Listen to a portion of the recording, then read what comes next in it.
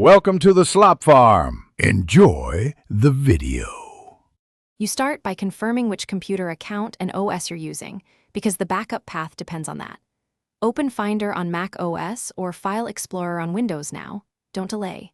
Once done, enable showing hidden files if you can't see library or app data. Then navigate toward the user folder where iTunes stores backups so you can inspect timestamps and sizes.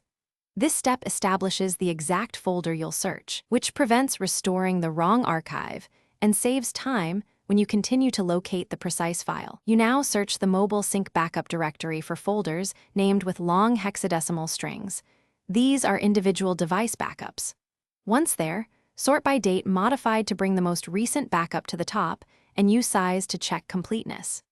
If you need specifics, open Info or Properties to view creation date and total bytes.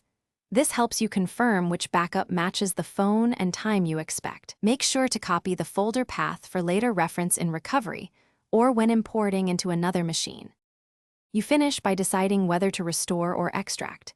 If restoring, open iTunes, connect the device and choose Restore Backup. Select the folder you identified. If iTunes fails to read the backup, use a trusted extractor to pull contacts, photos, and messages. Once complete, verify the device content matches expectations.